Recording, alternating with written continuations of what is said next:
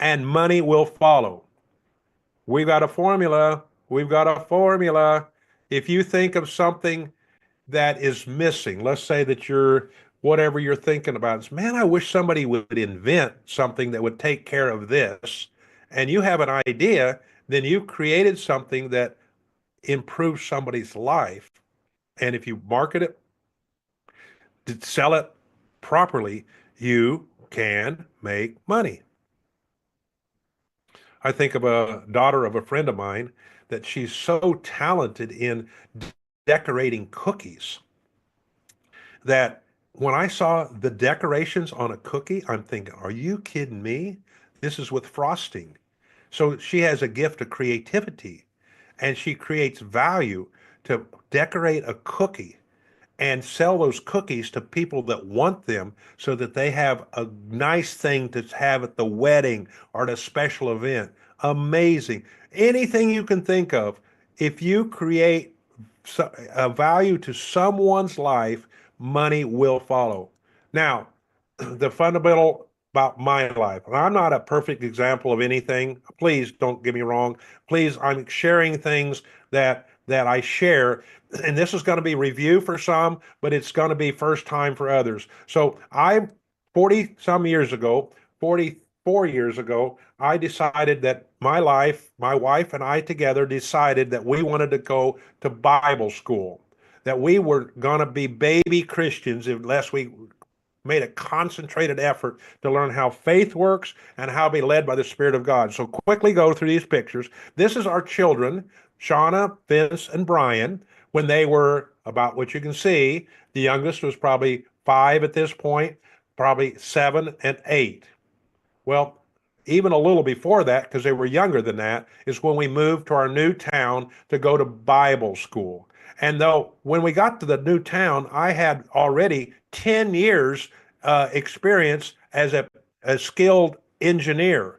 I had planned ahead. I had thought I would have a job that would be consistent income, way that I could pay all the bills, pay for the tuition to go to Bible school for 2 years with my wife. We went side by side. My kids need to eat. My kids need shoes. My kids need all the things that life. We need a house and no job, no extra income. Now I had reserve. I'll just clue you in. I've always had reserve, always in my life, but not to the extent that it ever replaced God. I always trusted God one way or another. So what did we move in? We moved transport. My family car is this white top old uh, uh, Pontiac car, and this is a trailer behind that's hooked together that's suitable for hauling horses and animals, horses, cattle, and anything that would move. A cattle animal trailer. And I decided that God would say, you moved, you put all your stuff in there, and you moved yourself. Maybe you could make a small transport company and make some money. Well, that was God. And I thought, well, it's a lot of hard work, but I'm willing. And here's another picture. This is the back end of this trailer. And so I proceeded. These are my first three employees. They only worked when I had a job. Two of them are going to Bible school with me. The other is a new friend. And we start moving people. And that was the beginning of my first business called the service business. I serviced people because someone was living in this one house, and for a very wide variety of reasons, they needed to move to a new house. And strong men show up the door, shake the hand, we got it. And we loaded their furniture in this trailer, and some of them were full households. It took 4 or 5 trips. We loaded this, went to the new house, unloaded, went back to the other house and got some more, loaded again, back and forth 5 times. Took 8 to 10 hours. Hard work. That's where I learned business.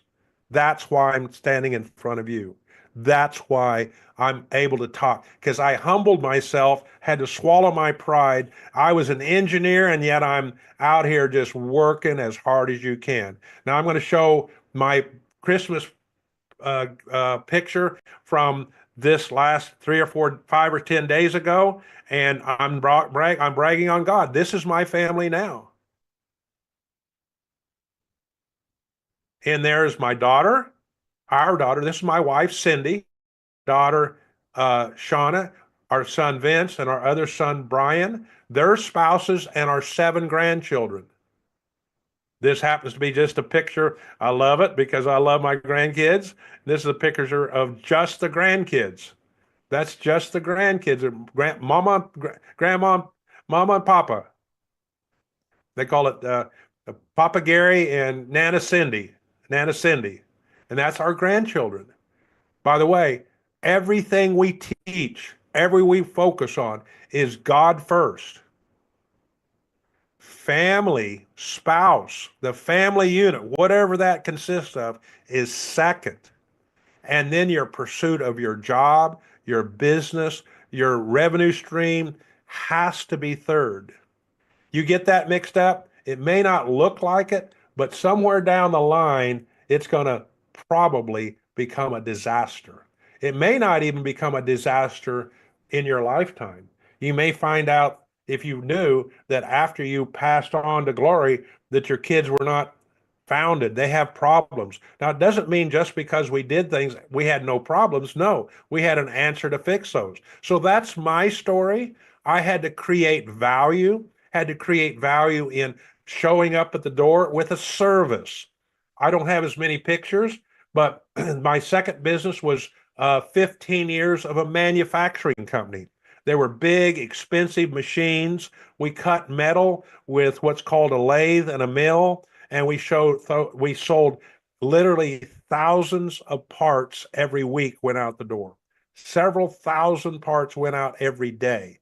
And we had product. We created a product. We were selling a product. And in each case, we had a little bit of service, but mostly one or the other.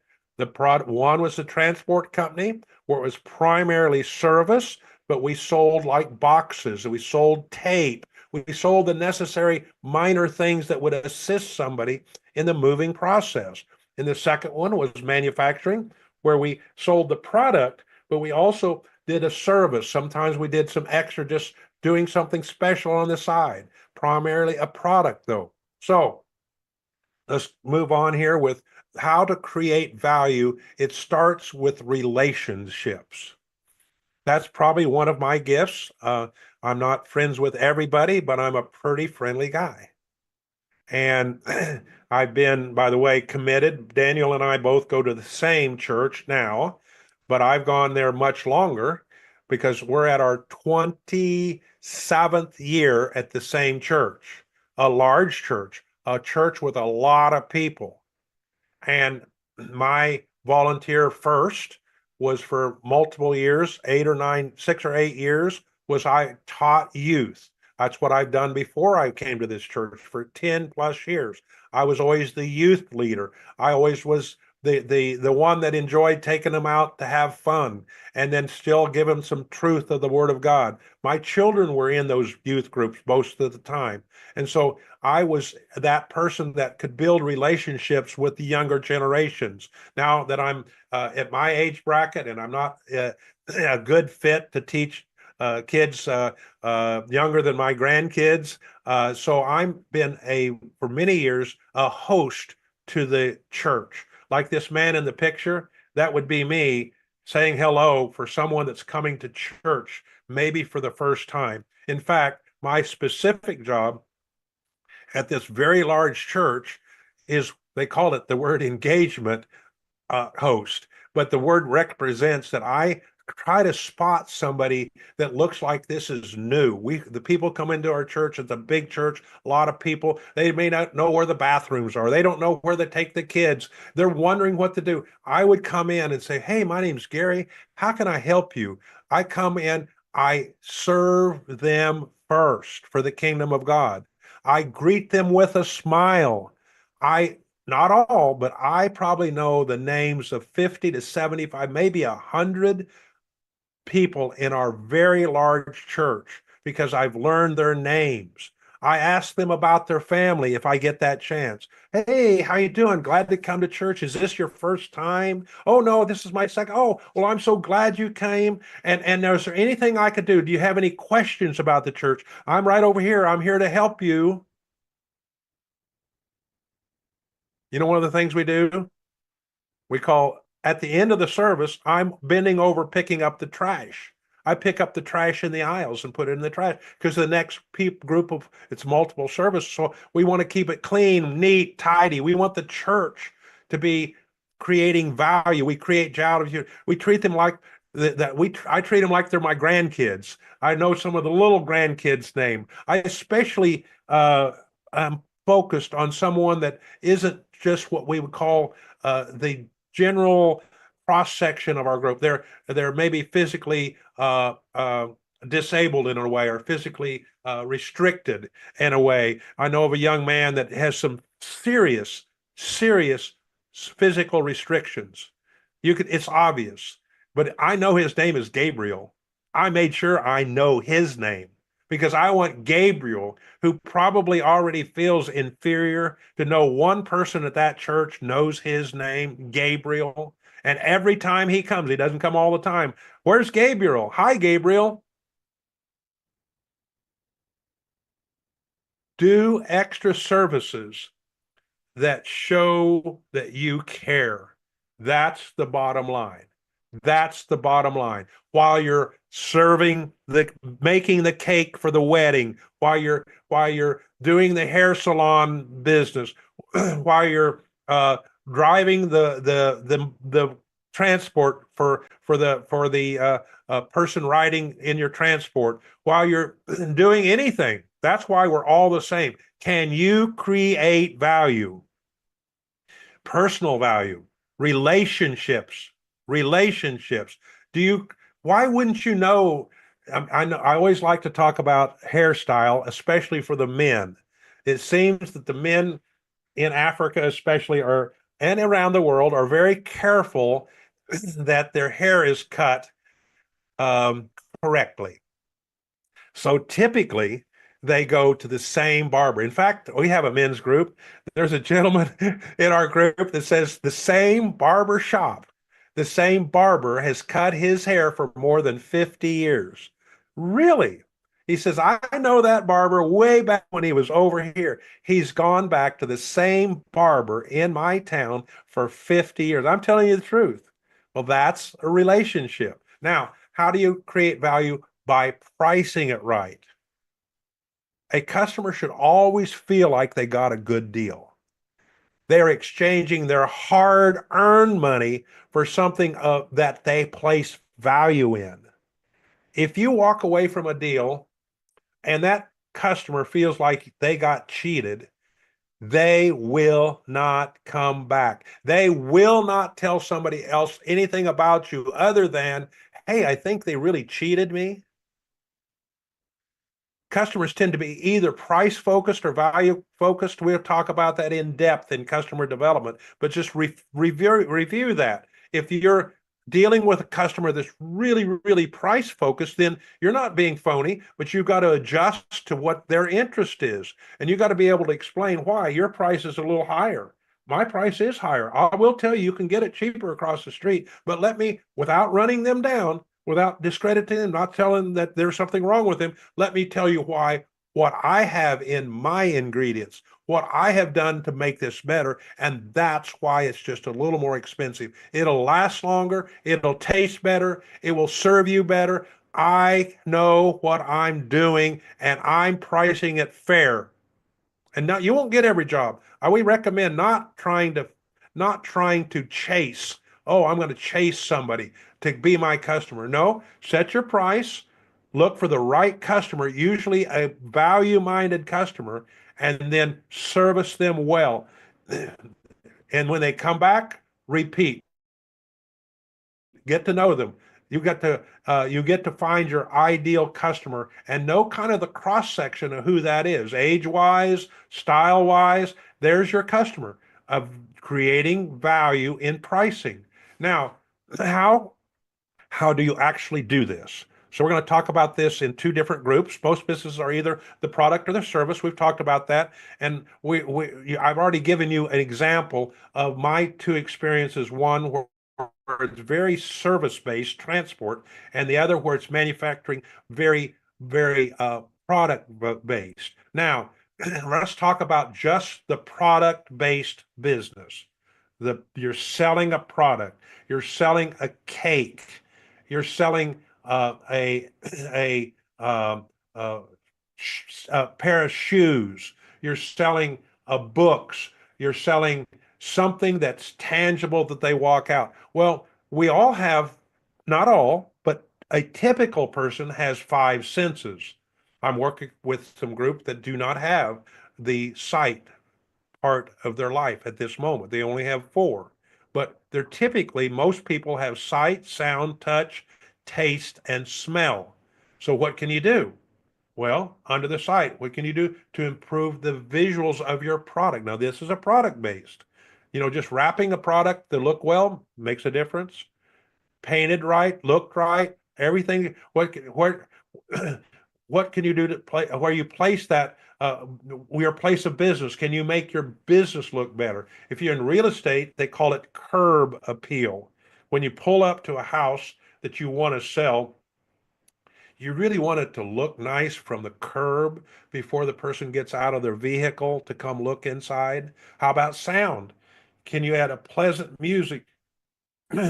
Just your words, the way you speak, you can speak harsh or you can speak polite. You can speak with an understanding spirit, an understanding voice. You don't have to be you don't have to be phony, but you can be by your words, something exterior. Sometimes it's just removing clutter, removing sounds that you don't want. I don't want the clutter of banging hard music where I'm trying to be soft and tender, maybe regarding a wedding. I would want wedding music to be playing in the background. What can I do for touch? What can I do? When somebody shakes a hand or pat on the back if appropriate, and you don't walk up and hug somebody, especially the other gender. When I hug somebody, a sister in the Lord, I just call it a side hug or a sister hug. I refuse to give a front on heavy hug. I don't want to receive one. I can grab my arm around shoulder to shoulder and do a side hug. I know it maybe sounds corny, but I think I just need to be careful how I touch people. Now, taste. Oh, if you can add anything, I know that I've gone to a hotel where when on my last day or maybe every day they put some mint, a nice chocolate covered mint or something complimentary like some water, something that you can do that would be taste related. And then smell, that could be simple. That could be, and I'm talking about a product business. How does it smell? Certain places like they tell me, and I haven't actually purchased any, but you can buy a new car and it will smell like a new car. But you can buy an old car and it can smell, or used car, and it's whoa, smells like smoke. Oh, no. Or you can actually clean it up real good so it smells like clean. You know what I mean? Smells like clean. I go into my dentist. I go to my dentist, and they have some kind of a smell aroma that you walk in the front door. It's beyond. They didn't just clean it; they put out a clean smell in their little deodorant thing. It smells good. So if I want to add value, I would think, okay, how does this smell around here? I'm not talking about just being not ugly. How can you make it smell good? My mom, I love her dearly. She's been passed on to glory about 10 years, and she had a donut shop. It wasn't her form of business, it was her form of ministry, but she had them all. My mom had made sure that it was called the bread of life. That's its name because she preached there inside her business. She had Christian music going. She had touch. She would always shake hands and say, hey, with a great big smile. And then, of course, the donuts, the treats were tasted good and it smelled oh so good. And she was the company that she represented says, there's not enough people in town for you to have a donut. But my mom made it work. She didn't get rich, but she made it work. Now, whoops, I hit too many. The other one is a service based, okay?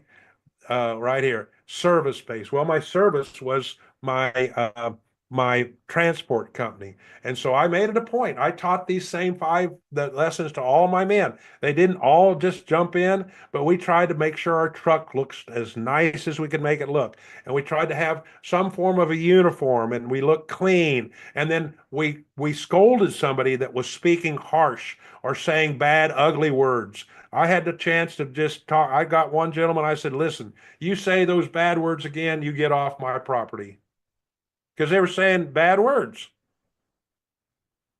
Oh, I can't control it. You better control it around me, or I'll control it around you. Touch. I would come to a door where I'm ready to move the furniture, and I didn't overdo it, but I liked a nice, solid, confirming handshake. It's like I'm going to take care of you, and they felt in the handshake there wasn't a limp, kind of wet or wiggly little hand. I take a hand. I'm here to take care of you. Let's get started. Taste. We actually even put some mints at the time we gave the bill, and we actually had some cologne. Men, after working 10 or 12 hours, they don't smell always that good. So we had some cologne in the cab of the truck. We did this in a service-based business. Think, how can you do? How can you use your 5 cents and add value to the price and have a fair price? Well, if you know about our teachings, we like confessions. And a confession is something you say, in my opinion, if you're in a group, you say it loud enough, not yell it, but you say it loud enough that those in the rest of the group, in harmony or in unison, would hear your voice, but not the only voice. But if you're by yourself, and you may be right now, you might be there, all of us are by Zoom, and maybe there's nobody in the room, but say these loud enough so that you could hear your own ears say what you said with your mouth. And so I'm going to do that right now and demonstrate what I'm talking about. And I'm going to ask you, I won't be able to check up on you, but say what I said. So here goes. With God's help, say, with God's help, I am an agent of change. I Say, am I an am agent of of change. change. Thank you, Frank. Help me here. My actions today, go ahead, Frank, My actions today will shape what tomorrow becomes. Will shape what tomorrow becomes. Okay, let's think about that. Is that not true? I have to become an agent of change. These are not just empty words. If you want to change your life, your focus in life, you have to make. It doesn't mean you just abandon everything, but you make an adjustment from where you're at. I've tried to make an adjustment. I read the Bible this morning, and I read and I study. We're studying the book of Mark, is what our church is going through. And I said, okay, let me read Mark chapter 2. And I want to read it with the idea I'm reading it and I'm thinking, okay, this is a biography of Jesus written by the man Mark, as I understand it recently, that it was really him writing about what Peter saw, but that's a sideline. And I'm thinking, okay, what message does God have in his word that would be meaningful to me that I need to make an adjustment? Doesn't mean I'm in full sin, doesn't mean sin at all.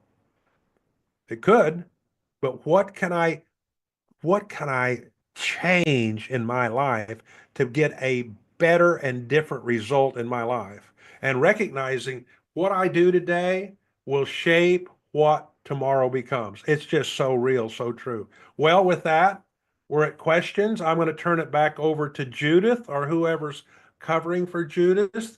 And I'm willing to go online with either questions that are posted in the chat box, if that's what you prefer. I see, I didn't look at chat while I'm talking, but I see 26 things listed in chat. I'm just scanning them down, and it's kind of hellos and glad you're here, or thank you for that. The screen is not clear. I hope was the screen become clear? I hope. I hope it didn't get the whole time not clear. Hope you were able to see it. I should have asked that. Thank you for some comments. What questions would you have? Anybody? Chat box or turn it on off mute and make them tough. Don't make them easy. Come on, guys, don't go easy on Gary. Give him your hard questions. Don't be shy.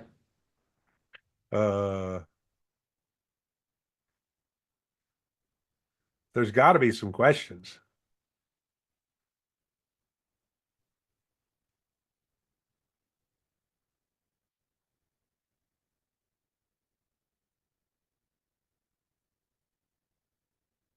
Nobody at all? Don't be bashful. I'm not trying to scare I anybody. know.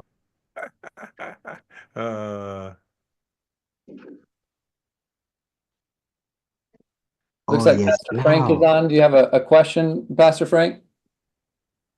just a thank you note. Wanted to give a thank you note for this beautiful and wonderful teachings. My mind is now open. Oh my God. Amen. Starting from today, we are going to change things. Amen. Amen. Even the actually I've compared this to our ministries, the way we do in churches. This is exactly how to add value in each and everything, the ministry, in the way we preach, the people that we are leading. Oh my God, I'm so thankful. Well, Glory thank you. to God. Thank you. Thank you. Well, I'm going to ask myself a question, okay? This would be a question that has been asked before, okay? And then I'm giving you another chance to think of something. But what would you say when somebody asks, "Wow, I really don't have enough money to pay all my bills, and now you're asking me to do something extra. How can I do? Because I don't have money to do those things." And this would be my answer. It does not typically take any money or so very little money that you can't afford not to do it. In other words, just being consistent to wear a smile. How much money does that take? Be consistent to learn, try to work at learning names or make a note. When I'm first learning a name, a lot of times I'll have a little pad saying, "Now tell me your name again." Oh, this happened yesterday. Mary Ann. Oh, Mary Ann. Mary Ann. Now, how do you spell Mary Ann? Because you can spell it a little bit different. Do you run it together? Is it all run together? And so I wrote it down. When I read it and read it written down, it helps me remember a little better. There's things you can do just in the natural that cost so little that the return is ridiculously good. Any questions?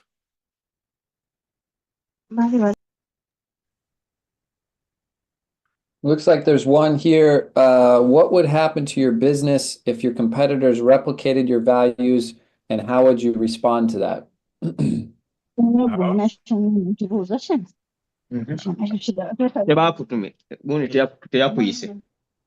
Okay, if somebody replicate, let me tell you, everything you do is subject for someone to copy you. And so you might take that as a compliment. You might take that as a compliment. And because, and in a way, you want to be an influence to people. Now, I will say that you don't want to get stuck on the same thing. So, what you would like to be is one that's continually changing, even the way you do change. In other words, if last month, you decided a mint would be a great thing to add at the point of the sale or taking the money at the restaurant, then a couple months from now, you might do something different. You would just constantly, you see, in manufacturing, I know I'm back to manufacturing, but my oldest son's an engineer for companies that put out new designs. So the way a company stays ahead of things is they're always bringing out new and improved ways of doing it. Case in point, how many want me to send you a cell phone that was made 10 years ago? Probably won't even work, right? 10-year-old cell phone? Are you kidding me? But the phone companies, they employ hundreds, if not thousands of people to always be changing, making it better, changing, making it better, changing, making it better. So they roll out their newest version and people want to buy the newest versions that get all the new changes. So think like that. It doesn't have to be that drastic, but don't get stuck in the rut. We saw that, what I mean, stuck in the rut. If you're driving down the road, you get off the main highway, you get on a side highway, and there's these deep ruts. Somebody ahead of you drove through the mud and you're going to bottom out your car. Well, you can't get stuck in that rut in your business. You should be constantly making little changes, making improvements, asking your customer, wow, I see that you don't really like this kind of thing I just made at my bakery. Could you tell me why? And they say, well, because I'm allergic to peanuts. Oh, that's why you don't eat the peanut brittle. Or I maybe you could make some similar and then say does not contain peanuts. And now you make your regular, but that person, oh, they would be honored. I'd love to have that same stuff, but I'm allergic to peanuts. Well, unless you ask them, you may not know. So you roll out something all the time. You should always be changing something, always improving something. And now don't be so aggressive that if you have something really, really, really working well, some people really want that. So you'd have what would be we have an ice cream company in town and they make truckloads of ice cream, truckloads. And it's interesting that they keep my favorite, don't ever take my favorite ice cream off the list is my attitude. But every year they put 4 new flavors and drop off 4 flavors that they did the year before. Why? They're always changing. They're always experimenting, always making effort. They keep the old plus the new. Think that way. God thinks that way. Did I answer the question? Anybody else?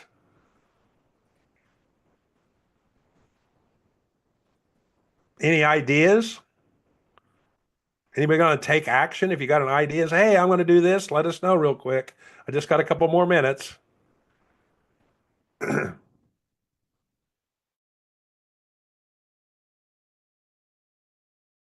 Yes.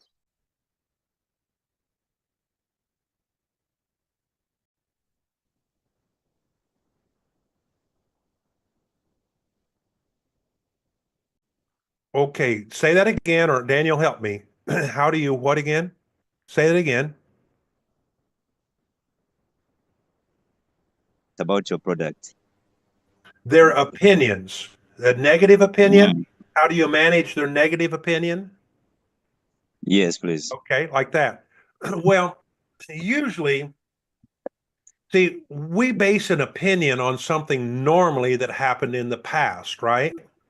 So I have an opinion of what this person thinks of me because the last time I tried to say hello, they wouldn't even talk with me. That would be something based in the past. And so I always try to think in a way that the truth will come out. And sometimes I have to kind of educate or make it clear the truth. Okay, I would like to think that everybody that I meet likes me, but there's a couple people that I know for some reason or another don't really like me. That really kind of hurts me. But I have made an effort in my own way without being embarrassing to make peace with that person, make it clear that I'm not holding a grudge. Or maybe it's a product to something that happened. You say, hey, I noticed that you don't like this or something's not wrong, even facial expressions. Is there anything I've done that may have offended you? Give me a chance to explain and be truthful. Sometimes I say, when I did that, I was just stupid.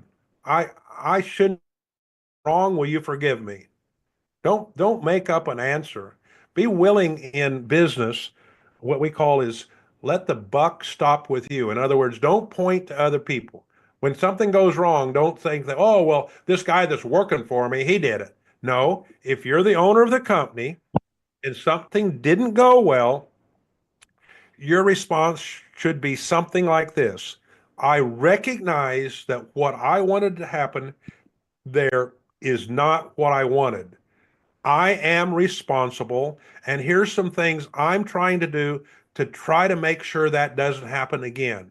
I can't promise it won't happen, but I'm making an effort to correct that. Boy, I did that all the time in the manufacturing. Every time there was a problem, who did they call? They called me. I'm the owner. And many times I went to their office and I would say, I am responsible. The buck stops with me. Now, what can I do to assure you that we put some systems in process, something in place so that the likelihood of that happening is slim to none? I didn't just say that. I meant it. And then I explained without blaming people, without blaming the company, not the equipment, without blaming the weather. Oh, the weather was so bad. Well, why didn't I plan for bad weather? Oh, this worker, he did a bad job. Why didn't I train the worker better? Why did I keep the worker that kept doing something wrong? Why didn't I discipline? So you have to be the owner that's willing, we say, take the heat. That when something goes wrong, step up like a man or woman of God and say, yep, I'm responsible and I'm here to fix it. You'll go a long ways with that. People don't expect perfection. They do expect you to take responsibility.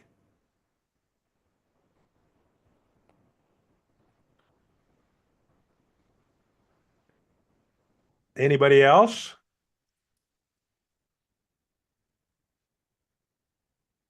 Well, I think we can come to a close.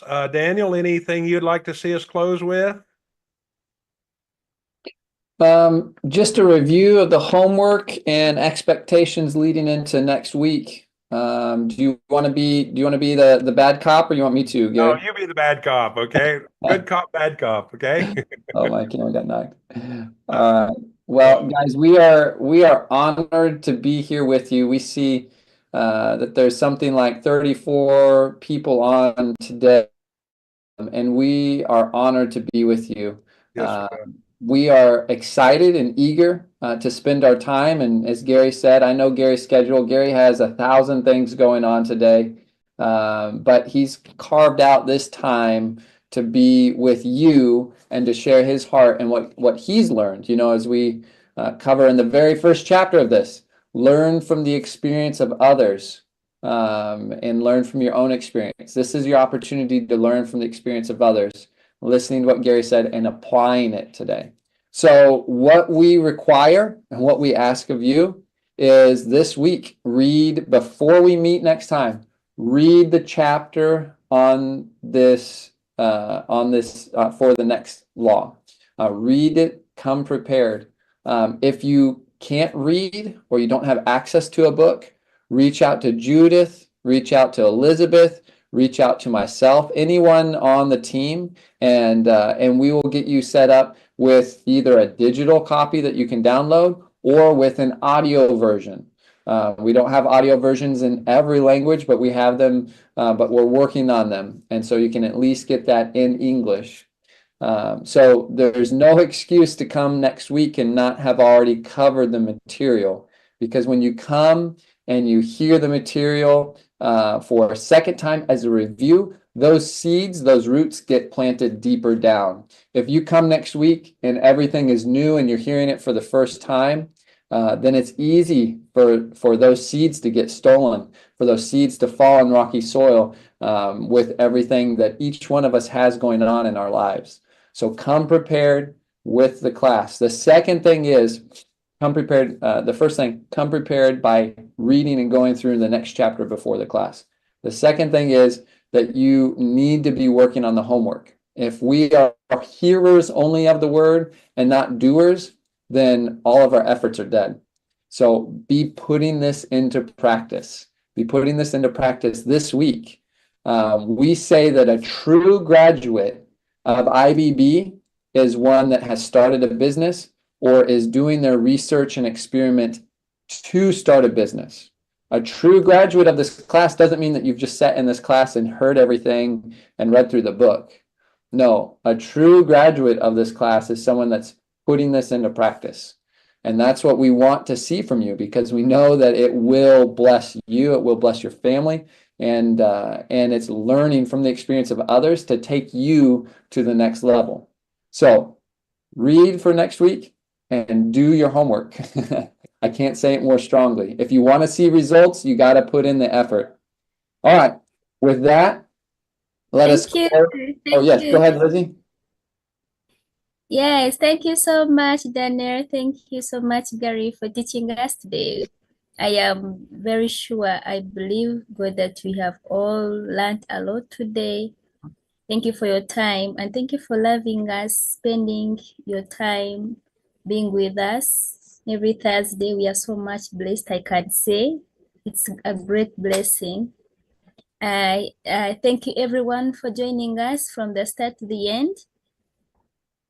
And I would like to remind you tomorrow at 5:30 we are meeting again for prayers. Please don't miss.